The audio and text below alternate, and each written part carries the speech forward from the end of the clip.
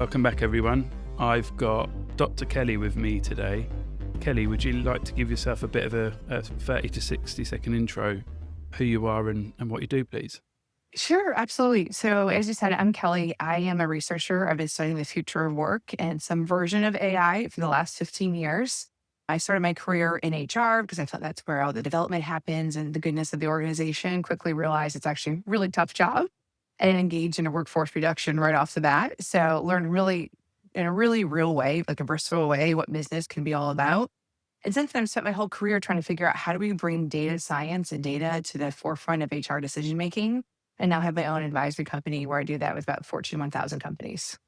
Amazing. So you're one of those people who drive companies forward and help them understand where some bottlenecks are in the Yes, more modern world of work. 100%. Yes. A lot of time spending where are those friction points and how do we help solve them? Brilliant. So today we're going to focus in and around sort of the workplace culture and AI. We had a brief chat just before we hit record, and we're going to go through a number of different questions. So one of the questions I'd love to get your opinion on Yeah. as we start is, obviously with Gen AI and AI in general, it's reshaping what we can do with business, and especially in the next, say, 1 to 3 years. I think past that is a little bit too long a timeline for a lot of companies now. Sure. Behind a lot of the overhype, as I call it, and the productivity and the cost efficiency, where do you kind of see AI reshaping or shaping the workforce? Yeah. This is a brilliant question. One of the things that I came across a couple years ago in the academic literature is this riddle, and it's law is to justice, as medicine is to health, as business is to what? And I think for so long, we've inserted shareholder wealth maximization, profit maximization as the responsibility of the business. I think that's what it's meant to do. And I think Gen AI is this perfect force mechanism to have us question, is that still the right answer? Does that still make sense as intelligence, as an example, becomes democratized? What now becomes our new scarcity?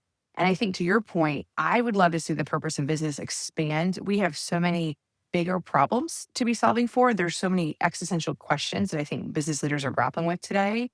And to me, I think this is actually a huge opportunity for us to reimagine, again, the art of the possible. There's two crossroads we can go here.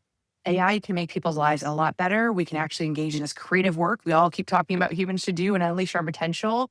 Or it actually creates massive job displacement. And we've got massive inequality of who's benefiting and who's not from this technology. So actually, this is a critical question. And I am hopeful leaders begin to sharpen the pen a bit more and think, what else can we do besides shareholder wealth maximization with this technology?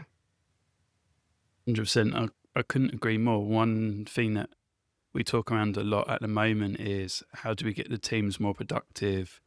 Where can we Sure. save headcount? How can we maximize the quantity of output rather than the quality of output? Do you have any guidelines or guardrails that you help companies put up when it comes to the next year with AI? Yeah, I think right now I'm actually doing a lot of hands-on workshops with executive leaders because I don't know if you've seen the same thing, but what I've seen with my clients is a whole bunch of people went and assigned Copilot license or ChatGPT license, and that was it. And it's okay, now they'll be Mhm. productive. We've got this really powerful tool. And obviously, none of that change management process has occurred. None of the right skilling has occurred. And the number one barrier I'm seeing is most employees today are still working against 12 to 18 priorities. So AI is falling at the bottom of that list and necessarily to the top of the list. And so I'm helping leaders right now focus on what are the 3 to 5 things that you must do as a business this year?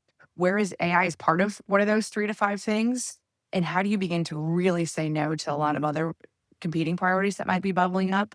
But for me right now, this is an issue of prioritization and change management more than anything else. Definitely I say in a lot of workshops, more specifically AI workshops, it's as much a transformation project and change management Yeah. project as it is a tech project. And very often leaders have given it to IT or they've given it to Yep. department leads. But what that's done is it's really segregated and separated what the teams understand is important, or how they place importance away from their goals, but how to Yep. deliver, excellence with AI. It's really interesting that you tackle it from that sort of perspective. It's part of a change management program It's how do we really understand it and how do we get the most out of it, as opposed to what a lot of Yeah, people are doing is just throwing the hot potato or the grenade over the fence and that's hoping right. hoping it sticks. Oh, we'll figure it out. Yeah, exactly right. How a lot of companies are leveraging AI and really thinking around the sort of data side of it, with a lot of what you've done and your sort of mission around applying data to the HR, the Yeah. human side of things. Is there a point, or are there sort of aha moments, the light bulb moments that go off when you're running these workshops and helping companies really push forward the boundaries or create the guardrails for the companies? Yeah, the analogy I'm using right now that seems to be resonating with leaders is I think whether it's generative AI and obviously soon to be agentic AI, I think it's the elevator of our time when we think about in business. And so the analogy I'm using is in the 1880s, before Otis invented the elevator, buildings were only 5 to 6 stories tall. That's about as tall it made sense to build them.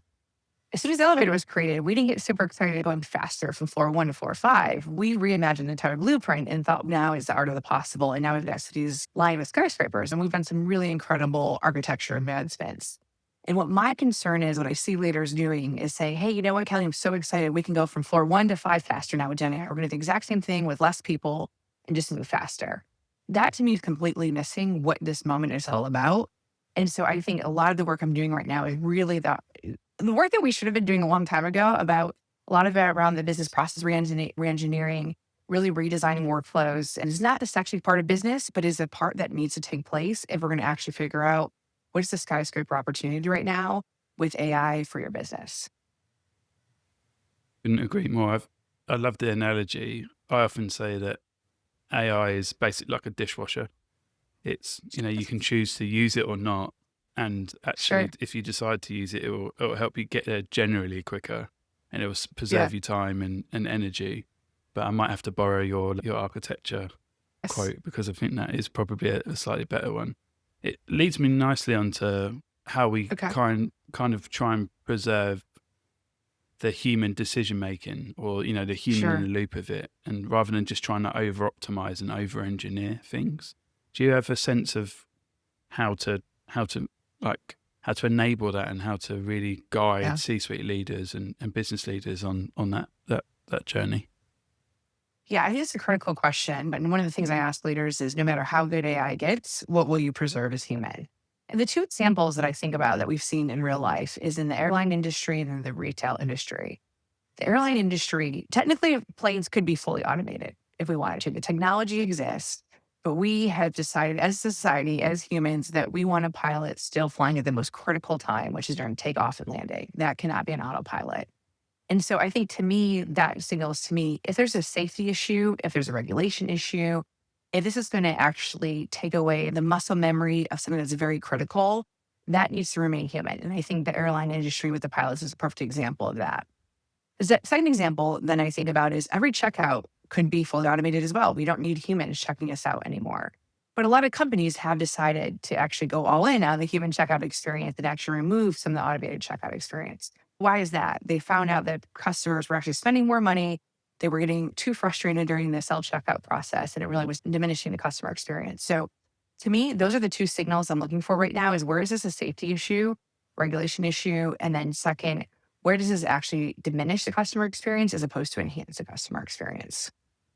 I love your customer experience answer. There's in Europe, in Denmark, there's a really famous supermarket chain that gave one lane, one aisle dedicated Okay. to human operators, essentially people who are going through and checking in the items, and it allowed older people and people who wanted that human interaction the chance to speak to an actual human, as opposed to just get frustrated with the Right. automation and the self checkout. And it's something I think more and more companies, if they're smart, will decide this is the way that we should go, and it's a brand value that we have, and we should Right. be human first, or human and apart Yeah. from going fully in agentic. I wonder if agentic might actually identify more problems than actually solve for quite a lot of companies, as you said. Do you have like a view on that, or do you have a Yeah. way that people could try and tackle that? Yeah, I am concerned that agentic AI is actually adding a lot of complexity, not efficiency in workflows right now. And the perfect example I give is I'm working with a healthcare client here in the States. And before, if you were to file a healthcare claim, they were using traditional machine learning. So robotic process automation, 1+1 always equal 2. It was the same parameters. Now that they moved over to agentic AI workflows, which again is in the quest of personalization, of enhancing the customer experience and making things better, the problem is adding a lot of complexity. So 1+1 doesn't always equal two, and you can file that same claim in multiple ways and you might get different answers. So there's a whole bunch of legality issues around that and fairness that I think we really have to solve. So in some ways, there's this amazing opportunity that we can do in healthcare to personalize and customize that billing experience. But in other ways, it's now opened up a whole new can of worms around what is the legality of that, what's fair, all of those sorts of things that were never question marks in the old system. So I think you're spot on. I actually, there's a lot of complexity that needs to be worked out. And then let alone, let's talk about if there's an error. Who's going to be held responsible? What's the governance framework? What does that judgment look like within an organization? Very few organizations have that figured out today.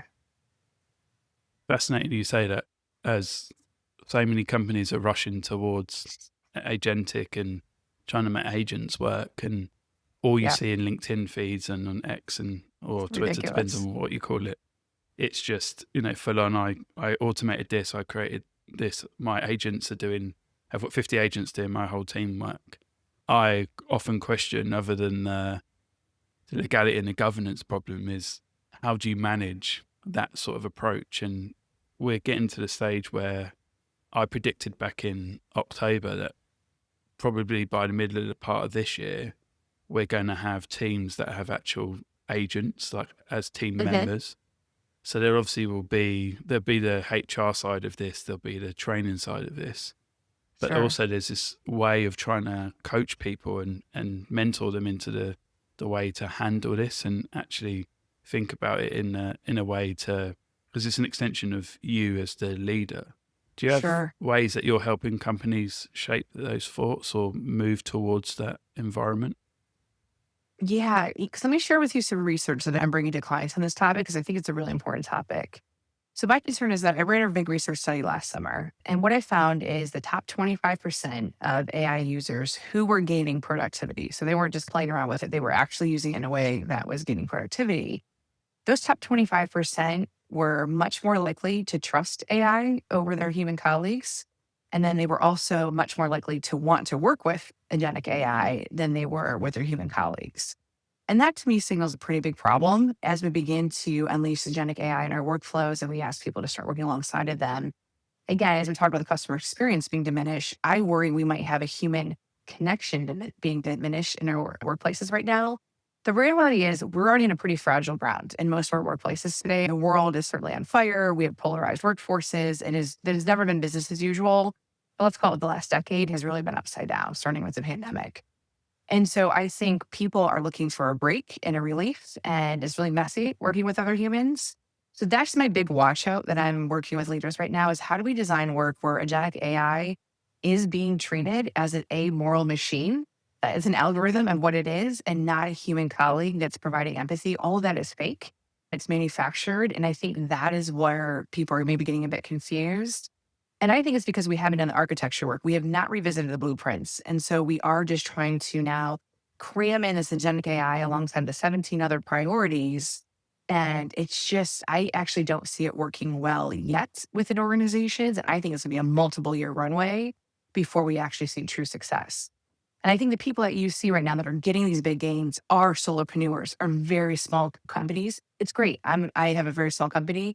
Agentic AI is amazing. I can do legal workflows, I can do marketing workflows and not have a huge team. For big organizations, I think it's the economics of that are completely flipped. You'll know from all of your history and the clients that Yeah. you work with how challenging it is to even document people's workflows, and Yeah. even getting teams to document it is neon impossible. Whereas I think the smaller you are as a business, the more nimble you are, the easier Sure. it is to document, Absolutely. and B, it's easier to actually say no, this product or this initiative is flawed. We can optimize it. One of the examples I give a lot is I had to learn Lean and Six Sigma when way back Oh, when. sure. And when you talk through, you're getting it down to almost like on the factory floor and breaking it down into time components and understanding where it goes and drawing it out. So many people just don't know how to even picture that, let alone work that through. Right. And when you talk through even a mid-sized business, say 250 to 1,000 people, that is such a scary thought to them. And Yeah, it's probably absolutely. not even in the thought process to try and get a project manager or someone who's had that Sure. real deep experience. Do you kind of see a sweet spot there where companies could take advantage of this? Obviously, we said, like you said, you're a smaller, leaner company, but do you find there Yeah. might be a sweet spot with companies you're dealing with at the moment? Yeah. So I'm thinking about a client I'm working with right now, Fortune 100, multinational, huge organization across multiple business units and lines. And I think what's been interesting, the tension they're living within is they want a cohesive agentic AI strategy for their company, which I completely understand. But the reality is, I actually think they're going to move faster as if they actually enable the smaller functions to create their own strategy in order to figure out what does this look like for us? What are the right workflows? What do we keep humans in the loop? And I think what I see happening is, and I get it, right? Like you want all the boats rowing in the same direction. But to me, the number one thing the top of the house should be doing right now is defining the strategy and the principles. What are your principles that you're going to use for AI adoption as a company? What are the principles you're going to use when it comes to making workforce decisions, customer decisions, and clearly communicating that? And then having the infra. At the end of the day, agentic AI is going to be a new infrastructure for companies. It's a little bit more than a tooling. I would say it's more the infrastructure. And I worry that if we try to make this a huge 100,000 person plus organization, trying to have one AI strategy, it's not going to work. And so I'm actually helping teams figure out how do we actually begin to figure out within your function, within your smaller unit, what does this look like? But then making sure it ladders back up to that strategy and principles so that you're not rowing in the wrong direction. Do you think that hybrid or remote work, that will be more complicated, or do you feel that because when people are together, they tend to talk more and share more, but probably document less? Do you find that the different working environments might have a very different success rate from trying to even remotely apply some agentic to their workflow? Yeah, I actually think remote teams and distributed teams are going to win in this. The reason being is there's so much more to what you just said, digital exhaust in the system. And so it's so much faster for Agentic AI to catch up with a lot of the implicit knowledge. You think about you're back in the office 5 days a week, you're doing conference calls in a meeting room. I don't know if you have an AI recorder on that's actually taking the meeting notes, it's sending the transcript summaries. And so I think oftentimes it's much easier to have a shared reality when you all have all this digital exhaust that you can revisit and go back to. And it's not because a he said, she said type game. So I actually think distributed remote teams are going to win in this. I totally understand why a lot of organizations have brought people back. There's a lot of gain to be had if you're trying to do certain moments like kick off a project or work through something that's really complicated or very human that requires a human connection. But my fear is as the world moves to agentic AI, if a lot of that knowledge remains in-house and in person and isn't being captured somewhere, that's a huge lost opportunity to actually develop strong agentic AI workflows. There's definitely the other side of that is where political players, so I call it PQ, so Okay. political intelligence, that will hoard information and deliberately hoard it and keep it to make themselves indispensable. And I find that with AI, people who play the game are going to probably play it smarter and probably trying to add to their own status or internal clout or reputation. What they're probably going to be doing is deliberately having notes on or off and deliberately keeping away their knowledge, their unique knowledge away from systems. So people still have to, or other people's bots will still have to go to them as the expert. I wonder if you feel like an always on, always recording and documenting culture could work, or where you feel there might be some really high PQ people who still work ways to optimize and manipulate a situation where they're still seen as the ultimate expert, the canonical for every piece of information. Yeah, I think you're hitting on such a good paradox right now. To me, one of the number one things that AI is rewriting in terms of the rules of work is democratizing expertise and intelligence. We really have never had a technology that has threatened expertise or intelligence. And now, again, I spent 10 years in school. This hits home very hard for me because I spent a lot of money and a lot of time in my education. And I'm very well aware with the right prompts, someone can gain the same level of information in a matter of probably minutes or weeks and not the 10 years it took me. So one, I think is very humbling for us who have the deep expertise. And there's probably this like preservation mode that some may go in absolutely as a result. But the challenge right now is, and I think this is why it's a bit of a paradox, is a lot of that playing politics or having that political IQ is you're not usually adding, like you're not doing the work. You're not actually moving things forward. A lot of it is the meeting after the meeting. And in some ways, hopefully building the right social capital, but some if it's more of a manipulation perspective. So I do worry that because the biggest threat is going to be actually to those who have the deepest expertise and are actually probably the highest paid within the organization, may have some of them the highest tenure. How do we do this transition in a way that still preserves their dignity, that still respects their expertise, but also ensures that they're putting it into the collective knowledge so that we can capture the ability of agentic AI? I think it's going to be really interesting to see how this plays out because I'm with you. There is a lot of resistance. I'll tell you that a lot of resistance is at the very top of the house of leaders who are also very afraid of being obsolete because of this technology. And so I think we have to grapple with this within our organizations, within our cultures of what does expertise actually look like? What do we reward? What is the behaviors we want to incentivize? That sort of thing. And I think there's going to be a lot of rewriting the playbook here of what's necessary. Love your opinion on whether you think, especially at the top, so the C-suite or the board level, whether you Yeah. think imposter syndrome is probably going to be accelerated a little bit more because people feel like they might be found out or they could be challenged away from just being told what to do. So state titles have always been something that, especially when the higher up you go in your career, is something that people take whatever you say and they take it as like an action to take, whether it's a takeaway action or a note to file away in your own system. I wonder if moving forward there'll be this executive fear that happens, especially at the top level, where they don't understand.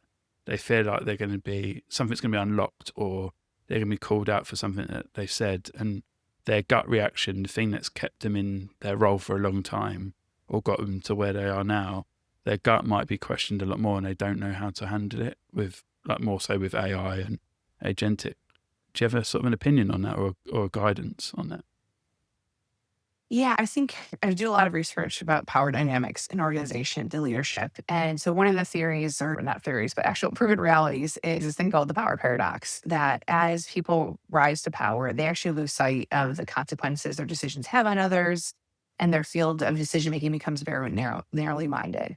I think that's what's happening when I look at AI adoption today. Is I actually think it's less imposter syndrome and much more the power paradox at play, where absolutely it's being motivated by fear. The fear of the am I going to be left behind at the future of work. I'm from Rochester, New York. So, Kodak as the use case. Who's going to be the next Kodak here? Who gets left behind in this AI transformation? Absolutely, that is the fear.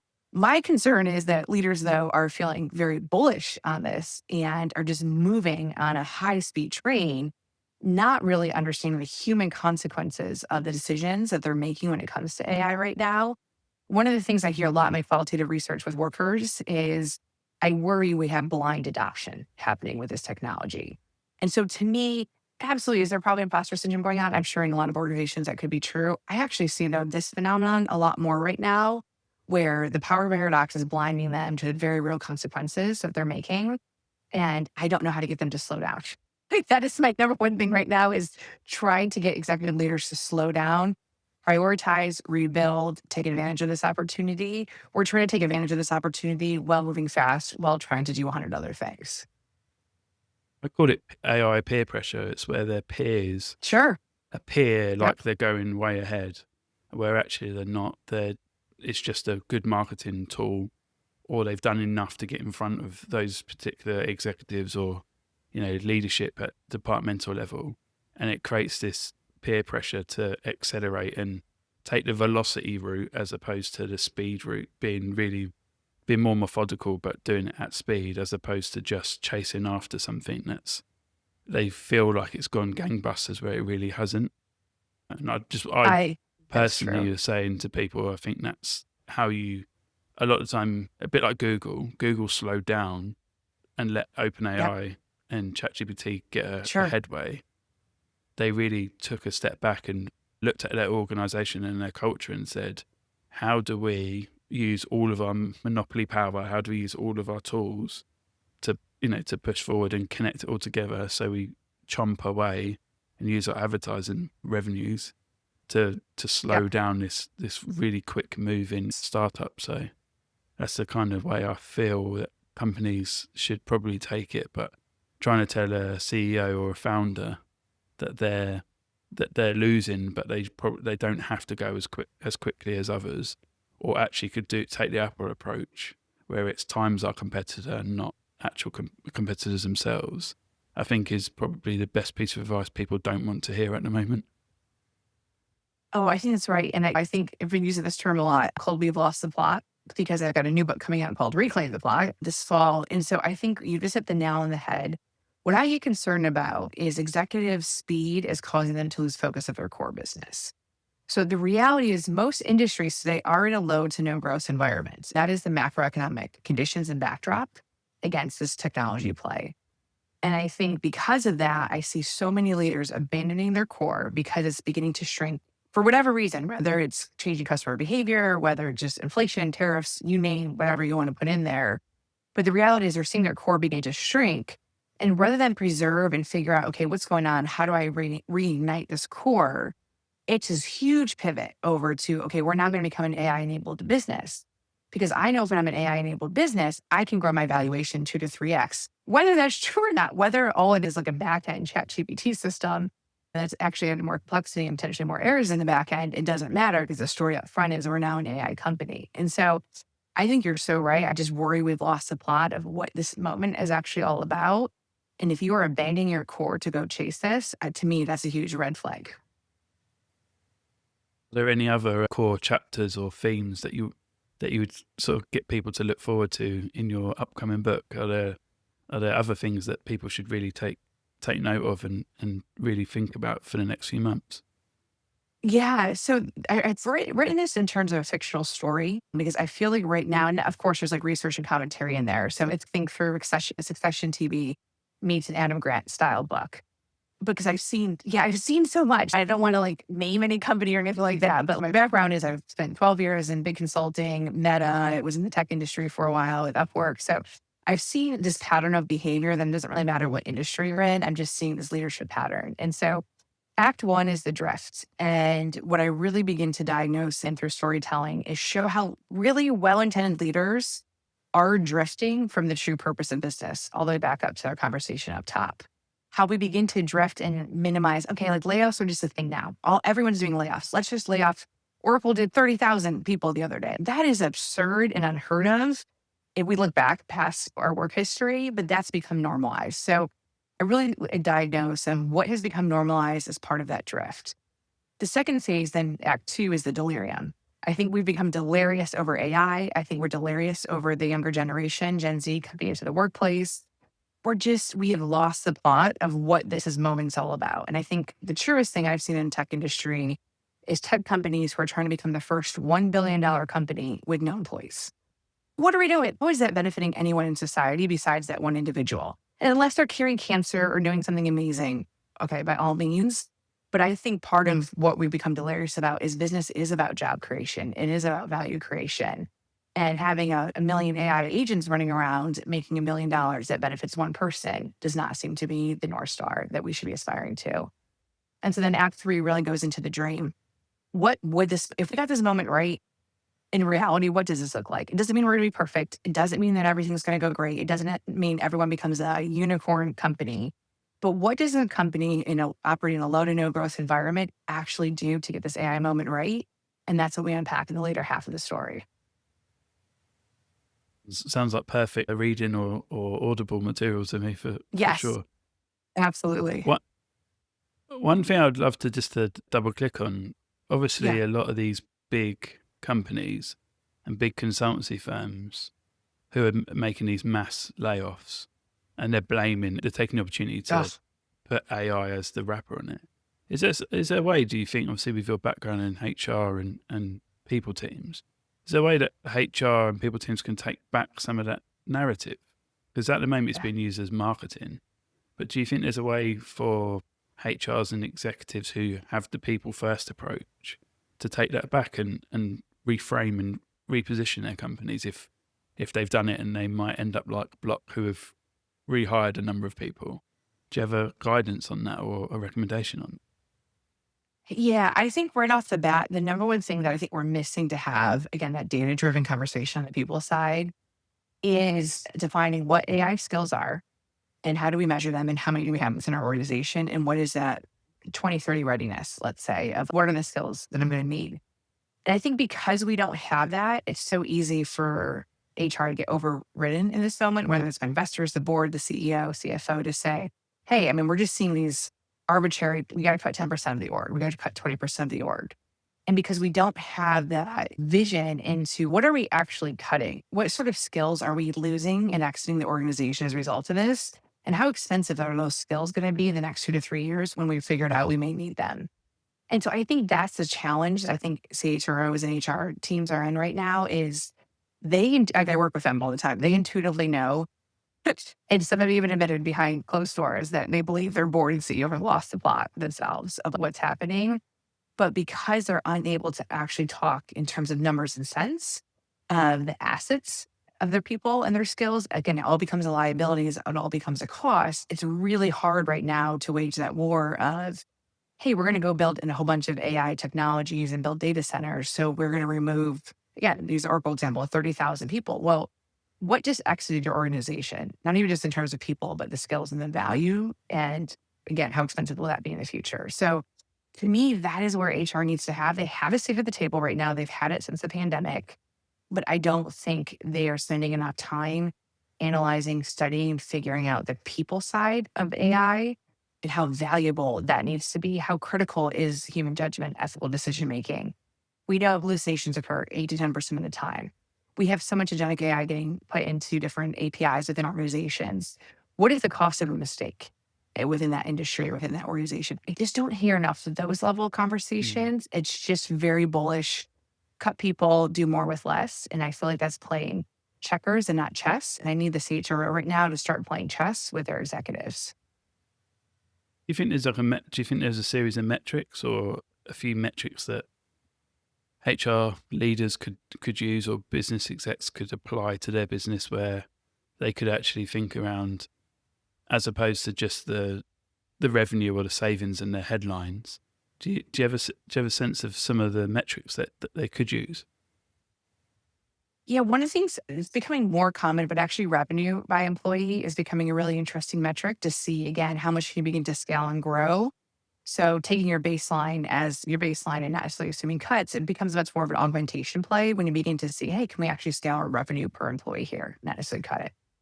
So I think anything that has a growth-oriented perspective or scaling-oriented perspective from a metric is really important. Obviously, we have all the classic P&L type metrics, EBITDA and everything like that, that I do think are important and should be measured. But again, if we're only seeing and measuring the employee side of this as their salary and benefits and the cost, we're missing it. Like we're just missing it because to me, so much is going to become commoditized in the knowledge work space. And what doesn't become commoditized? What becomes the new scarcity? And I think that's what HR leaders need to start figuring out is what is the new scarcity in my business model? How do I begin to measure that? And then obviously, how do I begin to take it to full advantage of that and measure growth per employee as we move forward? I would love to see so much more growth in revenue metrics as opposed to how much profits we're making and how much costs we've actually taken out in the business as an example.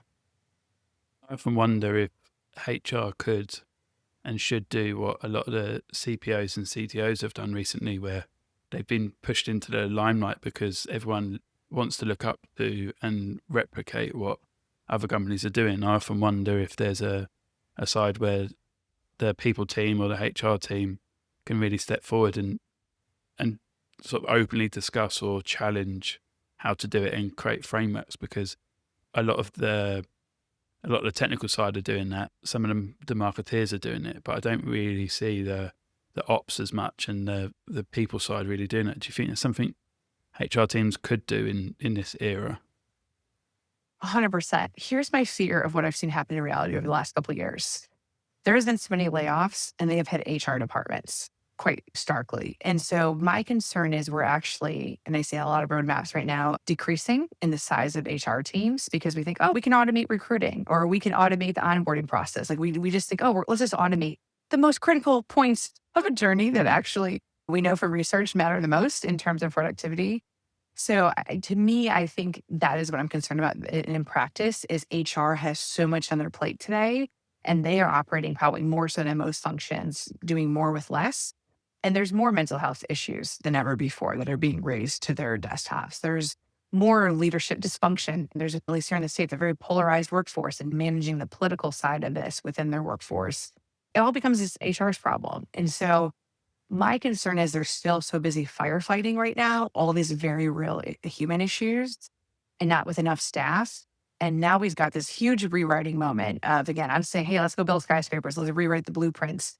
Who's going to do that? And how do we actually make this a priority for the HR side? And that's where I think some of the tension is living right now. Some of the friction is I think HR wants to lean into this, but their day job is not allowing them that capacity because this is going to take huge cognitive capacity to actually rewrite work, refigure this out, measure new skills. This is a whole rewriting of your HR playbook.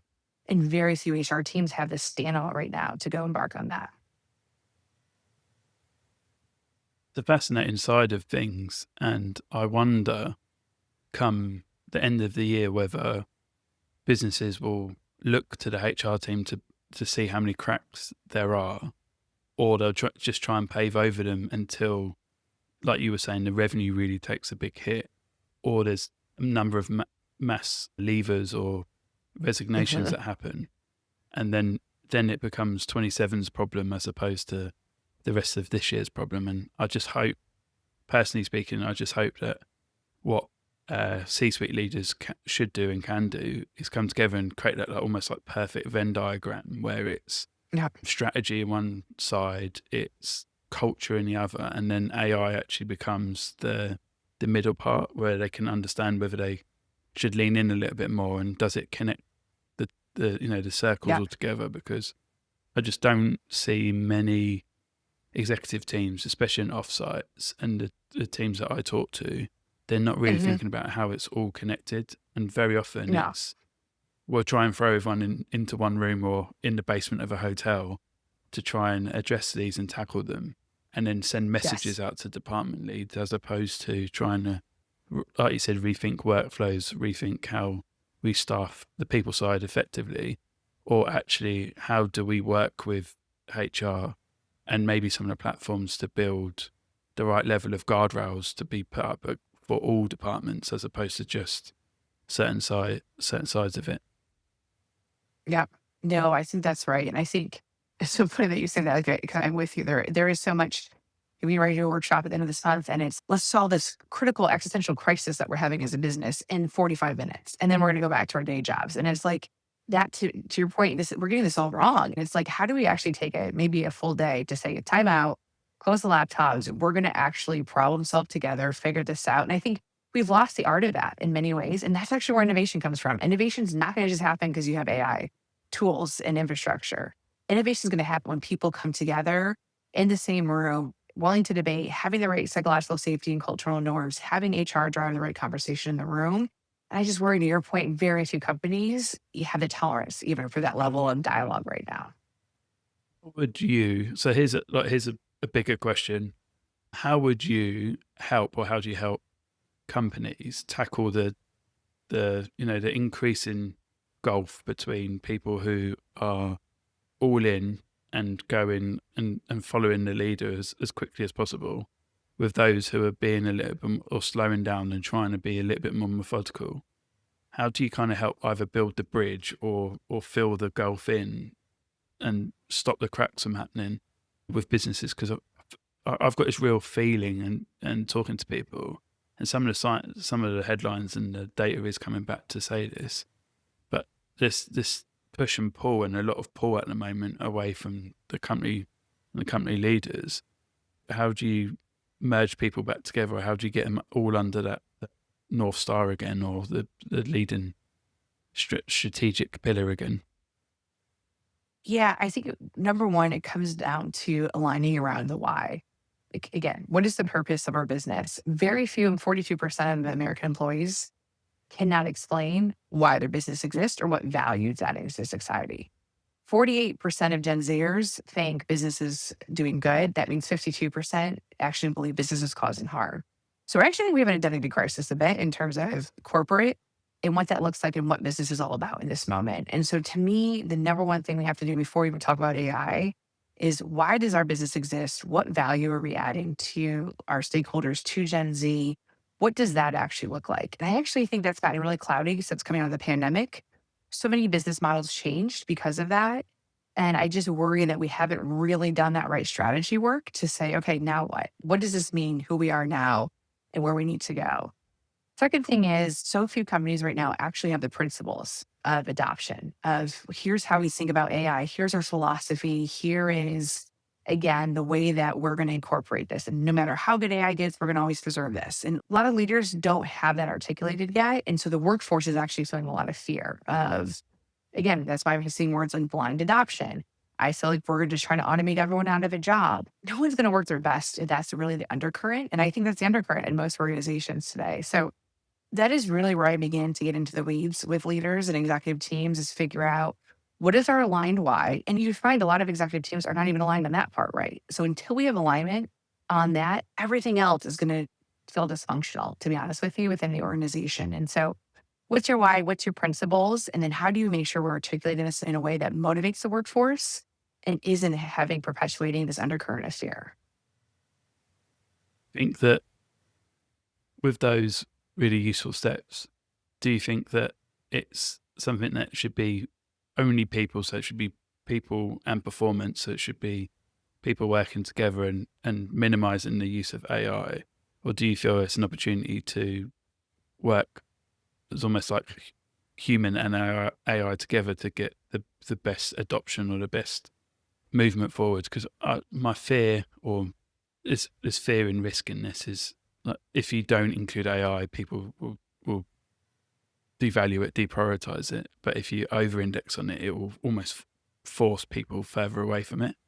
Do you feel like it's Yep. a human first, or do you think it is something that you have to partner and optimize with AI?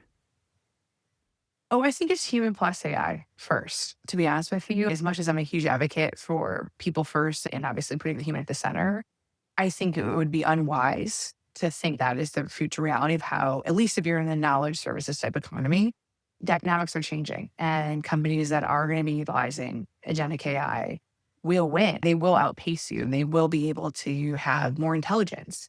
They'll probably be able to better personalize and customize the experience. And so you have to play this game. AI, I think just like with the internet, like everyone has a website and then the phone, everyone's got an app, everyone's going to have some sort of agentic AI workflow. But that doesn't mean it changes your whole core business or your whole core why. It just hopefully is additive part of that process. But yeah, no, I'm a huge believer. I think you've got to go human plus AI, and I put the human at the forefront of that. But I think it might be foolish though to think, nah, I'm gonna sit this one out. I think this is overhyped. Yeah, there's a lot of overhype going on in there, but there's a lot of realness and there's a lot of real smaller companies who are benefiting in a big way from this technology. Great advice. And to wrap up our really good chat is, if we were rewriting the leadership playbook and we were about to deliver it out to mass scale, we could get it to every important executive. Do you have 3 principles that AI in the future work has to follow? Can you give people 3 principles or 3 values that they should have and include in the leadership playbook? Yep. The number one I always start with is fill in the blank. No matter how good AI gets, this will always be a human value proposition for us. This will always be a human differentiator. That to me is the number one thing to get real clear on, because that's going to guide a lot of the principles that you have. The second thing I always say is always account for the human consequences of the decision. So do I think that most companies will downsize their workforce as they adopt agentic AI? Yes. So how do you do that in the most human way? And how do we not celebrate, hey, we just laid off 10%, 20% of our workforce? That's not a celebration. That is a loss. That is something to grieve, and making sure that we're accounting for those human consequences and preparing them to go back out to the market is absolutely a core principle for me. And that is what we think about the third thing is upskill. This is the time to invest in your people as much as you're investing in your technology. I heard a terrible stat the other day. It's less than $1 is going into people for every like $1 million is going into the technology. And it was not for them, quote me on that's exact number, but it was a delta as absurd as that. And I thought that's a problem. Like we are creating a problem, a very big future problem. And so to me, it's we've got to upskill. We've got to invest in our people. I would love to see a dollar to dollar match for every dollar into technology if we're matching into people, but at least get a much closer closing that delta, because I think we're in the problem we're in right now is because we've got a bunch of technology and we don't have the right people, infrastructure, and processes in place to actually take this and take advantage of this.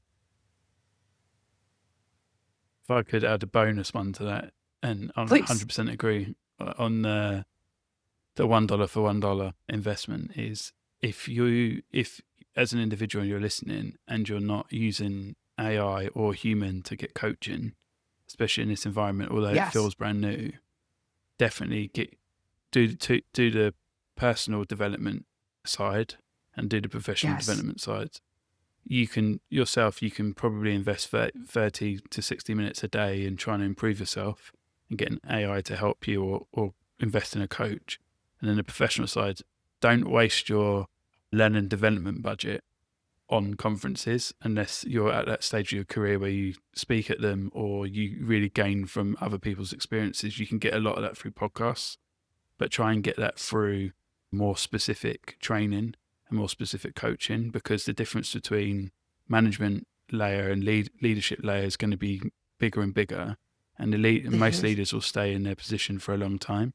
So if you really want to progress your career, really, really invest your L&D budget as smartly as possible, and invest in where you can protect yourself, but also really push yourself, because if you're not doing that, your company's not going to do it, and you'll most likely be the person who can be identified to be removed or put on a performance plan to leave the business. So that's my little bonus for that one.